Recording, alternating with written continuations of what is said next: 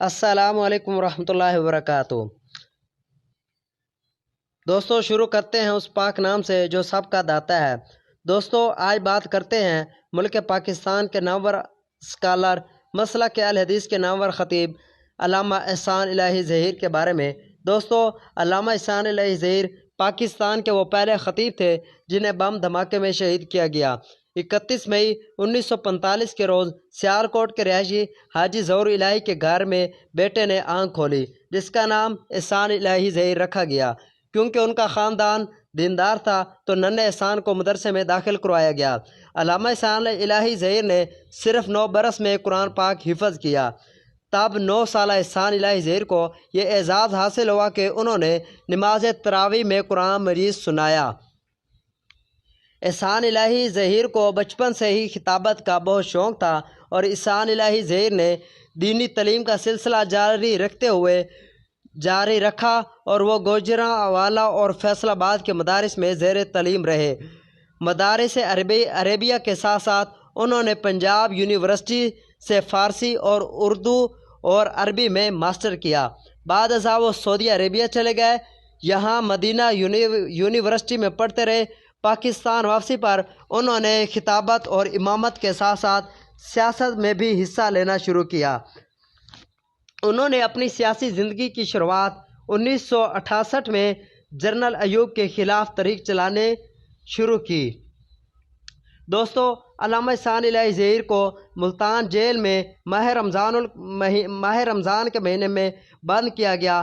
علامہ احسان الہی ظہیر کو روزے کی حالت میں 48 گھنٹے رکھا گیا، کھانا پینے کے لیے کچھ نہ دیا گیا۔ 48 گھنٹوں بعد پانی دیا گیا۔ ملتان جیل کے سپرنٹینڈنٹ نے علامہ احسان الہی ظہیر کو کہا کہ جھک جاؤ، تو علامہ احسان الہی ظہیر کہنے لگے کہ مجھے کسی وہابی ماں نے جانا ہے، میری تربیت میں کسی غیر کے آگے جھکنا شامل نہیں۔ دوستو مسٹر ذوالفقار علی بھٹو کے دور حکومت میں علامہ احسان الہی ظہیر پر 95 سیاسی مقدمات درج کیے گئے تھے۔ دوستو ذوالفقار علی بھٹو کے دور حکومت میں علامہ احسان الہی ظہیر تحریک ختم نبوت میں بھرپور حصہ لیا۔ علامہ احسان الہی ظہیر نے علامہ احسان الہی ظہیر بلاغ کے خطیب تھے۔ دوستو ان کا انداز خطابت ایسا تھا کہ سننے والا دنگ رہ جاتا۔ اپنی گرجدار آواز سے اقتدار کے ایوانوں میں لرزہ طاری کر دینے والا علامہ احسان الہی ظہیر کا شمار عالمی اسکالر میں ہوتا تھا۔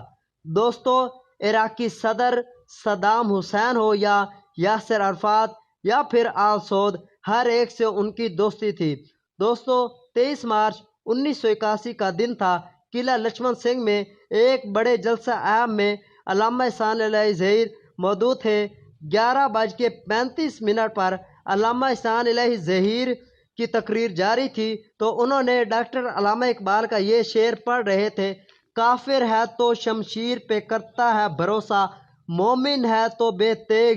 ابھی یہ الفاظ ادا کر رہے تھے تو اچانک سٹیج کے قریب ان کے بائیں جانب دھماکہ ہوا۔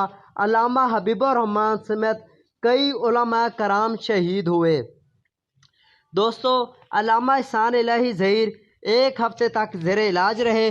سعودی کنگ شاہ فہد بن عبدالعزیز کی خواہش پر فوری علامہ صاحب کو ملٹری ہسپتال ریاض میں منتقل کر دیا گیا۔ دوستو علاج کے دوران ہی علامہ صاحب انتقال کر گئے۔ پہلی نماز جنازہ ریاض میں پڑھائی گئی، بعد ازاں مسجد نبوی میں نماز جنازہ ادا کی گئی۔ سعودی حکومت نے پورے اعزاز کے ساتھ انہیں مدینہ شریف جنت البقیع امام مالک کے پہلو میں سپرد خاک کیا۔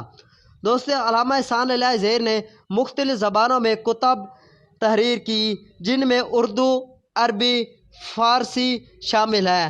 علامہ صاحب کی کتب کا دنیا کے 8 سے زیادہ مختلف زبانوں میں ترجمہ ہو چکا ہے اور چند ایک کتب دنیا کی بڑی یونیورسٹی اور تعلیمی ادارے کے نصاب میں شامل ہیں۔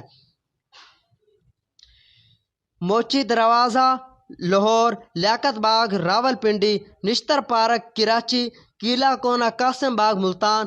پاکستان کا شاید کوئی ایسا شہر نہ ہو جہاں علامہ صاحب نہ گرجے اور برسے ہوں۔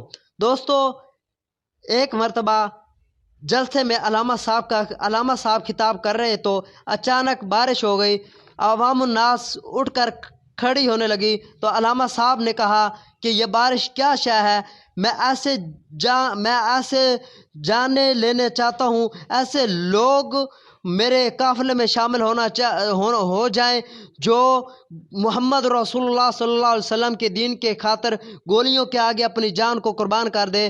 تو جب لوگوں نے یہ الفاظ علامہ صاحب کے سنے تو جہاں کھڑے تھے وہیں بیٹھ گئے۔